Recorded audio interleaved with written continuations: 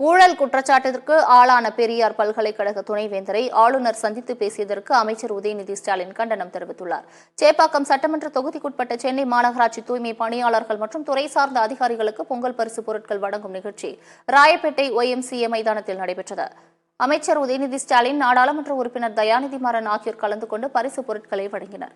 அப்பொழுது பேசிய அமைச்சர் உதயநிதி ஸ்டாலின், கடிகாரத்திற்கு கூட ஓய்விருக்கும், ஆனால் தூய்மை பணியாளர்களுக்கு ஓய்வில்லை என்று தெரிவித்தார். தூய்மை பணியாளர்கள் சில மணி நேரம் பணி செய்யவில்லை என்றால் சென்னை முடங்கிவிடும் என்று அவர் தெரிவித்தார்.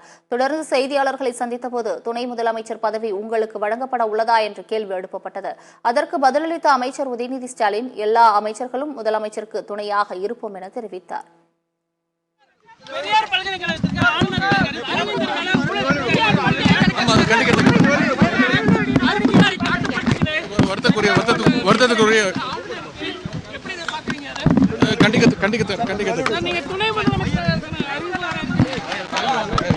எல்லா அமைச்சரும்